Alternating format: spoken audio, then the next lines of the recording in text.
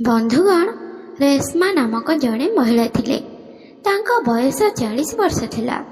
ଦିନେ ରେଶ୍ମା ତାଙ୍କ ଜ୍ୱାଇଁଙ୍କୁ ଫୋନ୍ କରି କହିଲେ ଯେ ଜ୍ୱାଇଁ, ଘରେ କିଛି ଗୁରୁତ୍ୱପୂର୍ଣ୍ଣ କାମ ଅଛି, ତୁମେ ଶୀଘ୍ର ଆମ ଘରକୁ ଆସ।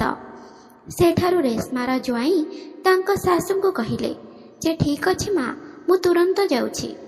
ଏବଂ କିଛି ସମୟ ପରେ ରେଶ୍ମାର ଜ୍ୱାଇଁ ଘରକୁ ଆସି ତାଙ୍କ ଶାଶୁ ରେଶ୍ମାଙ୍କ ସହ କଥାବାର୍ତ୍ତା ଆରମ୍ଭ କରନ୍ତି ଏବଂ ତାଙ୍କୁ କୁହନ୍ତି ଯେ କ'ଣ ହେଲା ମା, ତୁମେ ମୋତେ ଡାକିଲ? ରେଶ୍ମା ତାଙ୍କ ଜ୍ୱାଇଁଙ୍କୁ କହିବାକୁ ଲାଗିଲେ ଯେ ଜ୍ୱାଇଁ, ତୁମେ ଜାଣ ଯେ ତୁମର ଶ୍ୱଶୁର ନାହାନ୍ତି, ମୁଁ ଘରେ ଏକା ରହୁଛି, ମୁଁ ବହୁତ ଏକା ଅନୁଭବ କରୁଛି, ସେଥିପାଇଁ ମୁଁ ଆଜି ତୁମକୁ ଘରକୁ ଡାକିଛି। ରେଶ୍ମା ତାଙ୍କ ଜ୍ୱାଇଁଙ୍କ ସହ ମଧ୍ୟ କଥା ହେଉଥିଲେ ଏବଂ ତାଙ୍କ ଜ୍ୱାଇଁଙ୍କୁ ଭୁଲ ଭାବରେ ସ୍ପର୍ଶ କରୁଥିଲେ ଏବଂ ତାଙ୍କ ଜ୍ୱାଇଁଙ୍କୁ ତାଙ୍କ ଶାଶୁ ରେଶ୍ମା କ'ଣ ଚାହୁଁଛନ୍ତି ତାହା ବୁଝିବାକୁ ବହୁତ ସମୟ ଲାଗିନାହିଁ। ଏବେ ଦୁହେଁ ପରସ୍ପରର ପ୍ରେମରେ ହଜି ଯାଇଥିଲେ, କିନ୍ତୁ ଦୁହିଁଙ୍କ ସହିତ ଏପରି ଏକ ଘଟଣା ଘଟିଥିଲା ଯାହା କେହି କଳ୍ପନା ମଧ୍ୟ କରିନଥିଲେ। ହଁ ବନ୍ଧୁଗଣ, ଆଜିର ଏହି ଘଟଣା ଶୁଣିବା ପରେ ଆପଣ ମଧ୍ୟ ଆଶ୍ଚର୍ଯ୍ୟ ହୋଇଯିବେ। ସେଥିପାଇଁ ଆପଣ ଏହି ଭିଡ଼ିଓରେ ଶେଷ ପର୍ଯ୍ୟନ୍ତ ରହିବା ଉଚିତ, କାରଣ ଆପଣ ଏହି ଘଟଣାରୁ ଏକ ବଡ଼ ଶିକ୍ଷା ପାଇବେ। ବାକି ବନ୍ଧୁଗଣ, ଆପଣମାନଙ୍କୁ ଆମର ଏକ ଛୋଟ ଅନୁରୋଧ, ଭିଡ଼ିଓଟିକୁ ଲାଇକ୍ କରନ୍ତୁ ଏବଂ ଚ୍ୟାନେଲକୁ ସବସ୍କ୍ରାଇବ୍ କରନ୍ତୁ। ଆଜିର ସତ୍ୟ ଘଟଣା ଉତ୍ତରପ୍ରଦେଶର ବିଜନୌର ଜିଲ୍ଲାରୁ ଆରମ୍ଭ ହୁଏ ଏବଂ ଏହି ଜିଲ୍ଲା ଅନ୍ତର୍ଗତ ଏକ ଗାଁ ଅଛି। ସେଠାରେ ପୂର୍ବରୁ ଏକ ଛୋଟ ପରିବାର ରହୁଥିଲେ। ସେହି ପରିବାରରେ ରେଶ୍ମା ନାମକ ଜଣେ ମହିଳା ଥିଲେ। ତାଙ୍କ ବୟସ ପ୍ରାୟ 40 ବର୍ଷ ଥିଲା। ରେଶ୍ମାଙ୍କର ସ୍ୱାମୀ ନଥିଲେ, କାରଣ ତାଙ୍କ ସ୍ୱାମୀଙ୍କର 1 ବର୍ଷ ପୂର୍ବରୁ ମୃତ୍ୟୁ ହୋଇଥିଲା। ବନ୍ଧୁଗଣ, ରେଶ୍ମାଙ୍କର ଏକ ଝିଅ ଥିଲା ଯାହାର ନାମ ପୂଜା। ତାଙ୍କ ବୟସ ପ୍ରାୟ 20 ବର୍ଷ। ପୂଜା ଦେଖିବାକୁ ବହୁତ ସୁନ୍ଦର ଥିଲା। ଯଦି କେହି ତାଙ୍କୁ ଦେଖେ ତେବେ ସେ ପ୍ରଥମ ଦେଖାରେ ତାଙ୍କୁ ପସନ୍ଦ କରିନେବ। ବନ୍ଧୁଗଣ, ପୂଜା ତାଙ୍କର 12ଶ ଶ୍ରେଣୀ ପାଠପଢ଼ା ସମାପ୍ତ କରିଥିଲେ, କିନ୍ତୁ ଟଙ୍କାର ଅଭାବ ଯୋଗୁଁ ପୂଜା ଆଗକୁ ପାଠ ପଢ଼ି ପାରିନଥିଲେ। ସେଥିପାଇଁ ସେ ତାଙ୍କ ମାଙ୍କ ସହିତ ଘରେ ରହୁଥିଲେ। ମା ଏବଂ ଝିଅ ଦୁହେଁ ଘରେ ଏକ ଦୋକାନ ଚଳାଉଥିଲେ ଏବଂ ଏଥିରୁ ଆସୁଥିବା ଟଙ୍କାରୁ ସେମାନଙ୍କର ଜୀବିକା ନିର୍ବାହ ବ୍ୟବହୃତ ହେଉଥିଲା। ବନ୍ଧୁଗଣ, ରେଶ୍ମା ନାମକ ଏହି ମହିଳାଟି ଦେଖିବାକୁ ବହୁତ ସୁନ୍ଦର। 1 ବର୍ଷ ପୂର୍ବେ ତାଙ୍କର ସ୍ୱାମୀଙ୍କର ମୃତ୍ୟୁ ହୋଇଥିଲା। ରେଶ୍ମା କୌଣସି ପ୍ରକାରେ 1 ବର୍ଷ ପାଇଁ ନିଜକୁ ସହ୍ୟ କଲା, କିନ୍ତୁ 1 ବର୍ଷ ପରେ ସେ ନିଜକୁ ରୋକିପାରିଲା ନାହିଁ, ନିଜକୁ ସହ୍ୟ କରିପାରିଲା ନାହିଁ। ସେ ଏକାକୀ ଅନୁଭବ କରିବାକୁ ଲାଗିଲା। ତାଙ୍କର ଶାରୀରିକ ଇଚ୍ଛା ପୂରଣ ହେଉନଥିଲା।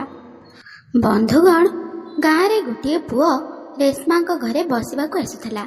ତାଙ୍କ ନାମ ଥିଲା ବିକାଶ। ତାଙ୍କ ବୟସ ପ୍ରାୟ 25 ବର୍ଷ ଥିଲା। ବିକାଶ ପୂର୍ବରୁ ଜଣେ ସମ୍ପଦ ଡିଲର ଭାବରେ କାମ କରୁଥିଲେ। ତାଙ୍କର ଟଙ୍କା ସହିତ କୌଣସି ସମସ୍ୟା ନଥିଲା। ବନ୍ଧୁଗଣ, ଯଦି ରେଶ୍ମାକୁ ଟଙ୍କା ଦରକାର ପଡ଼ୁଥିଲା ସେ ବିକାଶକୁ ମାଗୁଥିଲା ଏବଂ ବିକାଶ ମଧ୍ୟ ବିନା ଦ୍ୱିଧାରେ ରେଶ୍ମାକୁ ଟଙ୍କା ଦେଉଥିଲା। ବନ୍ଧୁଗଣ, ବିକାଶ ପ୍ରାୟତଃ ରେଶ୍ମାଙ୍କ ଘରେ ବସିବାକୁ ଆସୁଥିଲା। ଦୁହେଁ ଘଣ୍ଟା ଘଣ୍ଟା ପରସ୍ପର ସହିତ କଥା ହେଉଥିଲେ ଏବଂ ପରସ୍ପର ସହିତ ହସୁଥିଲେ। ସେମାନେ ମଧ୍ୟ ମଜା କରୁଥିଲେ। ରେଶ୍ମା କୌଣସି ସ୍ଥାନରେ ବିକାଶକୁ ପସନ୍ଦ କରୁନଥିଲେ ଏବଂ ତାଙ୍କ ସହିତ ତାଙ୍କର ଶାରୀରିକ ଇଚ୍ଛା ପୂରଣ କରିବାକୁ ଚାହୁଁଥିଲେ। ସେଥିପାଇଁ ସେ ପ୍ରାୟତଃ ବିକାଶକୁ ଚିଡ଼ଉଥିଲେ, ତାଙ୍କ ପ୍ରତି ଅଜବ ଇଙ୍ଗିତ କରୁଥିଲେ ଏବଂ ତାଙ୍କୁ ଦେଖି ହସୁଥିଲେ। ବନ୍ଧୁଗଣ, ବିକାଶ ବୁଝିପାରୁଥିଲେ ଯେ ରେଶ୍ମା କ'ଣ ଚାହୁଁଛି। ସେ ତାଙ୍କ ଉଦ୍ଦେଶ୍ୟ ବୁଝିପାରିଥିଲେ, କାରଣ ସେ ମଧ୍ୟ 25 ବର୍ଷ ବୟସର ଥିଲେ। ସେ ଏପର୍ଯ୍ୟନ୍ତ ଯୁବକ ଥିଲେ ଏବଂ ବିବାହିତ ନଥିଲେ। ବିକାଶ ଯାହା ଚାହୁଁଥିଲା ରେଶ୍ମା ମଧ୍ୟ ତାହା ଚାହୁଁଥିଲା, କିନ୍ତୁ ଦୁହେଁ ପରସ୍ପରକୁ କହିବାକୁ ଭୟ କରୁଥିଲେ, କାରଣ ସେମାନଙ୍କ ମଧ୍ୟରେ ବୟସର ବହୁତ ପାର୍ଥକ୍ୟ ଥିଲା। ଯେଉଁଠାରେ ରେଶ୍ମାଙ୍କ ବୟସ 40 ବର୍ଷ, ବିକାଶଙ୍କ ବୟସ 25 ବର୍ଷ, 15 ବର୍ଷର ପାର୍ଥକ୍ୟ ଥିଲା। ସେମାନେ ଭୟ କରୁଥିଲେ ଯେ ଯଦି ବାହାର ଲୋକମାନେ ଏହି ବିଷୟରେ ଜାଣିଦେବେ ତେବେ ସେମାନଙ୍କ ଦୁହିଁଙ୍କର ଅବସ୍ଥା କ'ଣ ହେବ, ଦୁହେଁ ବଦନାମ ହେବେ। ସେଥିପାଇଁ ସେମାନେ ପରସ୍ପରକୁ ପ୍ରେମ ପ୍ରକାଶ କରିବାକୁ ଭୟ କରୁଥିଲେ। ବନ୍ଧୁଗଣ, ଏହିପରି 2 ମାସ ବିତିଯାଏ ଏବେ ରେଶ୍ମା ବିକାଶ ସହିତ ତାଙ୍କର ଶାରୀରିକ ଇଚ୍ଛା ପୂରଣ କରିବା ପାଇଁ ଏକ ଭୟଙ୍କର ଯୋଜନା ବିଷୟରେ ଚିନ୍ତା କରିବା ଆରମ୍ଭ କରେ। ବନ୍ଧୁଗଣ, ଗୋଟିଏ ଦିନ ବିକାଶ ରେଶ୍ମାଙ୍କ ଘରକୁ ଆସିଲେ। ଦୁହେଁ ଗୋଟିଏ ସ୍ଥାନରେ ବସି କଥା ହେଉଥିଲେ। ଯେତେବେଳେ ରେଶ୍ମା ବିକାଶକୁ କହିଲେ ଯେ ମୁଁ ତୁମକୁ କିଛି କହିବାକୁ ଚାହୁଁଛି, ଏବେ ବିକାଶ ତାଙ୍କୁ କୁହେ ଯେ କଥା କ'ଣ ମୋତେ କୁହ। ତାପରେ ରେଶ୍ମା ତାଙ୍କୁ କହିଲେ ଯେ ମୁଁ ମୋ ଝିଅ ପୂଜାକୁ ତୁମ ସହିତ ବିବାହ ଦେବାକୁ ଚାହୁଁଛି। ଏବେ ଯେତେବେଳେ ବିକାଶ ଏହା ଶୁଣେ ସେ ବହୁତ ଖୁସି ହୋଇଯାଏ। ତାଙ୍କର ଖୁସିର କୌଣସି ସୀମା ନଥାଏ। ସେ ରେଶ୍ମାକୁ କୁହେ ଯେ ତୁମେ ମୋ ମୁହଁରୁ କଥା ଛଡ଼େଇ ନେଇଛ ଏବଂ ମୁଁ ମଧ୍ୟ ତୁମକୁ ସେହି ସମାନ କଥା କହିବାକୁ ଯାଉଥିଲି, କିନ୍ତୁ କହିବାକୁ ଡରୁଥିଲି। ଏବେ ଯେତେବେଳେ ରେଶ୍ମା ମଧ୍ୟ ଏହା ଶୁଣେ ସେ ବହୁତ ଖୁସି ହୋଇଯାଏ। ତାପରେ ରେଶ୍ମା ବିକାଶକୁ କହିଲା ଯେ ଦେଖ, ଏହା ଏକ ଗାଁ କଥା। ମୁଁ ଭାବୁନାହିଁ ଯେ ତୁମ ବାପା ମା ଏଥିରେ ରାଜି ହେବେ। ବିକାଶ ତାଙ୍କୁ କୁହେ ଯେ ତୁମେ ମୋ ବାପା ମାଙ୍କ ବିଷୟରେ ଚିନ୍ତା କର ନାହିଁ, ମୁଁ ସେମାନଙ୍କୁ କୌଣସି ପ୍ରକାରେ ବୁଝେଇବି। ଏବେ ବିକାଶ ସେଠାରୁ ତୁରନ୍ତ ତାଙ୍କ ଘରକୁ ଯାଇ ତାଙ୍କ ପିତାମାତାଙ୍କ ସହ କଥା ହେଇ କୁହନ୍ତି ଯେ ମୁଁ ରେଶ୍ମାଙ୍କ ଝିଅ ପୂଜାକୁ ବିବାହ କରିବାକୁ ଚାହୁଁଛି। ବନ୍ଧୁଗଣ, ବିକାଶର ବାପା ମା ଏହା କୁହନ୍ତି ଯେ ଗାଁରେ ଏପରି ବିବାହ ହୁଏ ନାହିଁ। କିନ୍ତୁ ବିକାଶଙ୍କର ବାରମ୍ବାର ବୁଝେଇବା ପରେ ତାଙ୍କ ବାପା ମା ରାଜି ହୋଇଗଲେ। ତାପରେ ବିକାଶ ଏବଂ ପୂଜାଙ୍କ ସମ୍ପର୍କ ସ୍ଥିର ହୁଏ ଏବଂ ପ୍ରାୟ 2 ମାସ ମଧ୍ୟରେ ଉଭୟଙ୍କର ବିବାହ ହୁଏ। ବନ୍ଧୁଗଣ, ପୂଜା ବିକାଶଙ୍କ ଭାବରେ ତାଙ୍କ ଘରକୁ ପହଞ୍ଚିଯାଏ। ତାଙ୍କ ସ୍ୱାମୀଙ୍କ ସହିତ ଖୁସିରେ ରହିବା ଆରମ୍ଭ କରେ। ପୂଜା ଜଣେ ବହୁତ ସଚୋଟ ଝିଅ। ସେ ତାଙ୍କ ସ୍ୱାମୀ ବିକାଶକୁ ବହୁତ ଭଲ ପାଉଥିଲେ।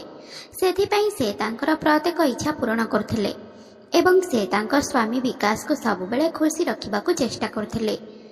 ଯଦି ଆମେ ରେଶ୍ମା ବିଷୟରେ କଥା ହେବା, ତେବେ ସେ ବିକାଶଠାରୁ ତାଙ୍କର ଶାରୀରିକ ଇଚ୍ଛା ପୂରଣ କରିବାର ସୁଯୋଗ ପାଆନ୍ତି, କାରଣ ତାଙ୍କ ଝିଅ ଯିଏ ପୂଜା ଥିଲା ବିକାଶଙ୍କ ଘରକୁ ତାଙ୍କ ବଧ ଭାବରେ ଯାଏ।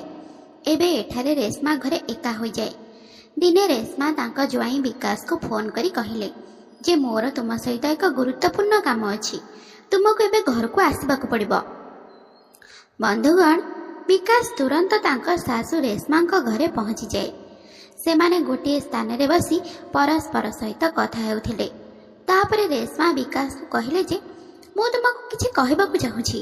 ଯଦି ତୁମେ କିଛି ଆପତ୍ତି ନ କର, ତେବେ ବିକାଶ ତାଙ୍କ କଥା ତାଙ୍କ ଶାଶୁ ରେଶ୍ମାଙ୍କୁ କୁହନ୍ତି ଯେ ହଁ ମା, ତୁମେ କ'ଣ କହିବାକୁ ଚାହୁଁଛ କୁହ। ରେଶ୍ମା ତାଙ୍କୁ କହିଲେ ଯେ ଜ୍ୱାଇଁ, ତୁମେ ଜାଣିଛ ତୁମର ଶ୍ୱଶୁର ଆଉ ନାହାନ୍ତି। ତାଙ୍କର 1 ବର୍ଷ ପୂର୍ବରୁ ଦେହାନ୍ତ ହୋଇସାରିଛି। ମୋର ମଧ୍ୟ କିଛି ସ୍ୱପ୍ନ ଅଛି, ମୋର ମଧ୍ୟ କିଛି ଇଚ୍ଛା ଅଛି। ତୁମେ ଦେଖୁଛ ମୁଁ ମୋର ଯୌବନ କିପରି ବିତାଉଛି। ମୁଁ ବହୁତ କଷ୍ଟ ପାଉଛି ଏବଂ ତୁମକୁ ବହୁତ ମନେ ପକାଉଛି। ସେଥିପାଇଁ ମୁଁ ଚାହୁଁଛି ତୁମେ ଆଜି ମୋ ସହିତ ରାତି ବିତେଇବ। ଏବେ ଯେତେବେଳେ ବିକାଶ ଏହା ଶୁଣେ ସେ ବହୁତ ଖୁସି ହୋଇଯାଏ। ସେ ରେଶ୍ମାକୁ କୁହେ ଯେ ମୁଁ ତୁମକୁ କହିବାକୁ ଚାହୁଁଥିଲି ଯେ ମୁଁ ମଧ୍ୟ ତୁମକୁ ପସନ୍ଦ କରେ, ମୁଁ ତୁମକୁ ବହୁତ ଭଲ ପାଏ। ଏବଂ ସେ ରେଶ୍ମାଙ୍କୁ କୁହନ୍ତି ଯେ ମା, ତୁମ ଝିଅର ବିବାହ ପୂର୍ବରୁ ମୁଁ ତୁମ ସହିତ ରାତି ବିତେଇବାକୁ ବହୁତ ଚାହୁଁଥିଲି। ଏବେ ଯେତେବେଳେ ରେଶ୍ମା ତାଙ୍କ ଜ୍ୱାଇଁ ବିକାଶଙ୍କ ଠାରୁ ଏହା ଶୁଣନ୍ତି ସେ ବହୁତ ଖୁସି ହୋଇଯାଆନ୍ତି। ତାପରେ ରେଶ୍ମା ବିକାଶର ହାତ ଧରି ତାଙ୍କ ଶୟନ କକ୍ଷକୁ ନେଇଯାଏ। ସେଠାକୁ ଯିବା ପରେ ଦୁହେଁ ପରସ୍ପରକୁ ଚିଡ଼େଇବା ଆରମ୍ଭ କରନ୍ତି। ତାପରେ ରେଶ୍ମା ତାଙ୍କର ଏବଂ ତାଙ୍କ ଜ୍ୱାଇଁଙ୍କର ସମସ୍ତ ପୋଷାକ ଖୋଲିଦିଏ ଏବଂ ସମ୍ପୂର୍ଣ୍ଣ ଉଲଗ୍ନ ହୋଇଯାଆନ୍ତି। ବିକାଶ ତାଙ୍କ ଶାଶୁ ରେଶ୍ମାଙ୍କ ସହିତ ସମ୍ପର୍କ ସ୍ଥାପନ କରିବା ଆରମ୍ଭ କରନ୍ତି। ସେ ତାଙ୍କ ସହିତ ଏତେ ଜୋରରେ ସମ୍ପର୍କ ରଖେ ଯେ ତାଙ୍କ ଶାଶୁ ରେଶ୍ମାଙ୍କ ଅବସ୍ଥା ଆହୁରି ଖରାପ ହୋଇଯାଏ। ଉଭୟଙ୍କର ସୁନ୍ଦର ଆର୍ତ୍ତନାଦ ସମଗ୍ର କୋଠରୀରେ ପ୍ରତିଧ୍ୱନିତ ହେଉଥିଲା। ଏବେ ରେଶ୍ମା ମଧ୍ୟ ତାଙ୍କ ଜ୍ୱାଇଁଙ୍କୁ ସମ୍ପୂର୍ଣ୍ଣ ସମର୍ଥନ କରୁଥିଲେ। ଉଭୟଙ୍କର ଏହି କାମ ପ୍ରାୟ 2 ଘଣ୍ଟା ଧରି ଚାଲିଲା। ତାପରେ ଯେତେବେଳେ ଦୁହେଁ କ୍ଳାନ୍ତ ହୋଇଗଲେ ସେମାନେ ସେଠାରେ ଶୋଇପଡ଼ିଲେ। ଏବେ ରେଶ୍ମା ବିକାଶକୁ କୁହେ ଯେ ଜ୍ୱାଇଁ, ତୁମେ ମୋର ବର୍ଷ ବର୍ଷର ତୃଷ୍ଣା ମେଣ୍ଟେଇଛ। ଏବେ ଯେତେବେଳେ ମୁଁ ତୁମକୁ ଡାକିବି ତୁମେ ଏଠାକୁ ଆସ ଏବଂ ମୋର ଇଚ୍ଛା ପୂରଣ କର। ବିକାଶ ତାଙ୍କ ଶାଶୁଙ୍କୁ କୁହନ୍ତି ଯେ ମା, ମୁଁ ସବୁବେଳେ ଆପଣଙ୍କ ସେବା କରିବାକୁ ପ୍ରସ୍ତୁତ। ବିକାଶ ଏହା କହି ତାଙ୍କ ଘରକୁ ଯାଏ। ବନ୍ଧୁଗଣ, ଏବେ ଯେତେବେଳେ ଏହି 2 ଜଣଙ୍କୁ ସୁଯୋଗ ମିଳୁଥିଲା ସେମାନେ ପରସ୍ପର ସହିତ ନିଜର ଇଚ୍ଛା ପୂରଣ କରୁଥିଲେ। ଏହିପରି ଭାବରେ 1 ମାସ ବିତିଯାଏ। ଏବେ ବିକାଶଙ୍କର ସ୍ତ୍ରୀ ପୂଜା ତାଙ୍କ ସ୍ୱାମୀଙ୍କ ଉପରେ ସନ୍ଦେହ କରନ୍ତି। ସେ ଭାବିବାକୁ ଲାଗିଲେ ଯେ ମୋ ସ୍ୱାମୀ ପ୍ରତିଦିନ ରାତିରେ କ'ଣ କରିବାକୁ ଯାଉଛନ୍ତି। ବନ୍ଧୁଗଣ, ଗୋଟିଏ ଦିନ ରାତି 10ଟା ବାଜିଥାଏ। ବିକାଶ ତାଙ୍କ ସ୍ତ୍ରୀ ପୂଜାଙ୍କୁ କୁହନ୍ତି ଯେ ମୋତେ ଜରୁରୀ କାମ ପାଇଁ ଏକ ସ୍ଥାନକୁ ଯିବାକୁ ପଡ଼ିବ, ମୁଁ ସକାଳ ସୁଦ୍ଧା ଫେରି ଆସିବି। ଏବେ ପୂଜା ତାଙ୍କୁ ମନା କରିପାରେ ନାହିଁ ଏବଂ ତାଙ୍କୁ କୁହେ ଯେ ଠିକ୍ ଅଛି, ଯଦି ତୁମେ ଯିବାକୁ ଚାହୁଁଛ ତେବେ ତୁମେ ଯାଇପାରିବ। ଏବେ ବିକାଶ ତାଙ୍କ ଘରୁ ବାହାରି ତାଙ୍କ ଶାଶୁ ରେଶ୍ମାଙ୍କ ଘରକୁ ଯିବା ଆରମ୍ଭ କରନ୍ତି। ବନ୍ଧୁଗଣ, ପୂଜା ତାଙ୍କ ପଛେ ପଛେ ଯିବା ଆରମ୍ଭ କରନ୍ତି। ଏବେ ଯେତେବେଳେ ବିକାଶ ତାଙ୍କ ଶାଶୁ ରେଶ୍ମାଙ୍କ ଘରେ ପ୍ରବେଶ କରନ୍ତି, ପୂଜା ମଧ୍ୟ ଭାବିବାକୁ ବାଧ୍ୟ ହୁଏ ଯେ ମୋ ସ୍ୱାମୀ ମୋ ମାଙ୍କ ଘରେ କ'ଣ କରିବାକୁ ଯାଇଛନ୍ତି ଏବଂ ସେ ମଧ୍ୟ ଏତେ ବିଳମ୍ବରେ। କଥା କ'ଣ? ବନ୍ଧୁଗଣ, ଦ୍ୱାର ଭିତରୁ ବନ୍ଦ ହୋଇଯାଏ। ଏବେ ପୂଜା କିପରି ଭିତରକୁ ଯାଇପାରିବ? ତେଣୁ ପୂଜା ପଡ଼ୋଶୀଙ୍କ ଦ୍ୱାର ବାଡ଼େଇଥାଏ। ଦ୍ୱାର ବାଡ଼େଇବା ପରେ ଭିତର ଦ୍ୱାର ଖୋଲିଥାଏ। ସେ ପଡ଼ୋଶୀଙ୍କ ଛାତ ଉପରେ ପହଞ୍ଚେ। ସେହି ଛାତରୁ ସେ ତାଙ୍କ ଛାତ ପାଖରେ ପହଞ୍ଚେ। ପୂଜା ଛାତ ଦ୍ୱାର ଦେଇ ତାଙ୍କ ଘରେ ପ୍ରବେଶ କରେ ଏବଂ ସେ ତାଙ୍କ ମାଙ୍କ କୋଠରୀକୁ ଯିବା ମାତ୍ରେ ଭିତରୁ କିଛି ଅଦ୍ଭୁତ ଶବ୍ଦ ଆସୁଥିଲା। ଏବେ ପୂଜାକୁ ତାହା ବୁଝିବାକୁ ବହୁତ ସମୟ ଲାଗେ ନାହିଁ ଯେ ମୋ ସ୍ୱାମୀ ଏବଂ ମୋ ମାଙ୍କ ମଧ୍ୟରେ କ'ଣ ଚାଲିଛି। ଏବେ ସେ ବହୁତ ରାଗିଯାଏ ଏବଂ ବାହାରୁ ଦ୍ୱାର ବାଡ଼େଇବା ଆରମ୍ଭ କରେ। ଏବେ ଯେତେବେଳେ ସେ ଲୋକମାନେ ଏହା ଶୁଣନ୍ତି, ସେମାନେ ଡରିଯାଆନ୍ତି ଏବଂ ଭାବିବାକୁ ଲାଗନ୍ତି ଯେ ଆମେ ତ ଭିତରୁ ଦ୍ୱାର ବନ୍ଦ କରିଦେଇଥିଲୁ, ଏତେ ବିଳମ୍ବରେ କିଏ ଆସିପାରେ। ବନ୍ଧୁଗଣ, ଦୁହେଁ ନିଜ ପୋଷାକ ପିନ୍ଧନ୍ତି, ତାପରେ ଦ୍ୱାର ଭିତରୁ ଖୋଲନ୍ତି। ପୂଜା ବାହାରେ ଠିଆ ହୋଇଥିଲା। ଯେତେବେଳେ ସେ ତାଙ୍କ ମା ଏବଂ ସ୍ୱାମୀକୁ ଏହି ଅବସ୍ଥାରେ ଦେଖିଲା, ସେ ଆଶ୍ଚର୍ଯ୍ୟ ହୋଇଗଲା। ସେ ତାଙ୍କ ଚେତା ହରାଇଲା ଏବଂ ଉଭୟଙ୍କ ଉପରେ ରାଗିଗଲା। ସେମାନଙ୍କୁ ଗାଳି କଲା ଏବଂ ଉଭୟଙ୍କୁ କହିଲା ଯେ ମୁଁ ତୁମ ବିରୁଦ୍ଧରେ ପୋଲିସରେ ରିପୋର୍ଟ କରିବି। ଏହି କାର୍ଯ୍ୟ ପାଇଁ ତୁମକୁ ଦଣ୍ଡ ମିଳିବା ଉଚିତ। ଏବେ ଯେତେବେଳେ ସେମାନେ ଦୁହେଁ ପୋଲିସ ବିଷୟରେ ଶୁଣିଲେ, ସେମାନେ ଭୟଭୀତ ହୋଇଗଲେ ଏବଂ ପ୍ରକୃତରେ ଭୟଭୀତ ହୋଇଗଲେ ଯେ ଯଦି ପୂଜା ପୋଲିସରେ ଅଭିଯୋଗ କରେ ତେବେ ଆମର ବଦନାମ ହେବ, ଆମେ ଦୁହିଁଙ୍କ ପାଖରେ କିଛି ରହିବ ନାହିଁ। ସେଥିପାଇଁ ଦୁହେଁ ପୂଜାକୁ ମାରିବା ପାଇଁ ଚିନ୍ତା କରିବାକୁ ଲାଗିଲେ। ବନ୍ଧୁଗଣ, ପୂଜାର ମା ପୂଜାର ହାତ ଧରିଲେ ଏବଂ ତାଙ୍କ ସ୍ୱାମୀ ବିକାଶ ତାଙ୍କୁ ଗଳା କାଟି ହତ୍ୟା କଲେ ଏବଂ ସେଠାରେ କାମ ସାରିଦେଲେ। ଦୁହେଁ ପୂଜାକୁ ଉଠେଇ ଗାଁ ବାହାରେ ଏକ ବୁଦାରେ ଫିଙ୍ଗିଦେଲେ। ବନ୍ଧୁଗଣ, 2 ଦିନ ବିତିଗଲା। ପୂଜା ତାଙ୍କ ଶ୍ୱଶୁର ଘର ପାଖରେ ପହଞ୍ଚିଲା ନାହିଁ। ତାପରେ ତାଙ୍କ ଶାଶୁ ଏବଂ ଶ୍ୱଶୁର ଏହା ବିଷୟରେ ଚିନ୍ତା କରିବାକୁ ଲାଗିଲେ। ସେମାନେ ଭାବୁଥିଲେ ଯେ ସେମାନଙ୍କ ବୋହୂ ହଠାତ୍ କୁଆଡ଼େ ଯାଇପାରେ। ଏବେ ସେମାନେ ତୁରନ୍ତ ଥାନାରେ ପହଞ୍ଚି ତାଙ୍କ ବୋହୂ ପୂଜାର ନିଖୋଜ ରିପୋର୍ଟ ପଞ୍ଜୀକରଣ କଲେ। ଏବେ ପୋଲିସ ମଧ୍ୟ ପୂଜାକୁ ଖୋଜିବା ଆରମ୍ଭ କଲା। ବନ୍ଧୁଗଣ, ପୋଲିସ ପୂଜାର ଫୋନର ଶେଷ ଲୋକେସନ ଚେକ୍ କରି ଜାଣେ ଯେ ତାଙ୍କର ଶେଷ ସ୍ଥାନ ତାଙ୍କ ମାଙ୍କ ଘର ବୋଲି ଜଣାଯାଏ। ଏବେ ପୋଲିସ ତାଙ୍କ ମାଙ୍କୁ ସନ୍ଦେହ କରିବା ଆରମ୍ଭ କରେ।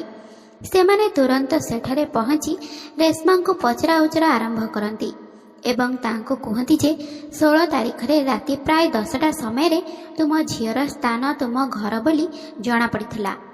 ଏବେ ତୁମେ ତୁମ ଝିଅ ସହିତ କ'ଣ କରିଛ ତାହା ସ୍ପଷ୍ଟ ଭାବରେ କୁହ। ବନ୍ଧୁଗଣ, ରେଶ୍ମା ପ୍ରଥମେ କିଛି ଅଜବ କଥା କହୁଥିଲେ, କିନ୍ତୁ ଯେତେବେଳେ ପୋଲିସ ତାଙ୍କ ଉପରେ କଠୋରତା ବ୍ୟବହାର କଲା, ରେଶ୍ମା ଭାଙ୍ଗି ପଡ଼ିଲେ। ସେ ତାଙ୍କ ଜ୍ୱାଇଁଙ୍କ ସହିତ ମିଶି କରିଥିବା ଅପରାଧ ବିଷୟରେ ପୋଲିସକୁ ସମ୍ପୂର୍ଣ୍ଣ ସତ୍ୟ କହିଲେ।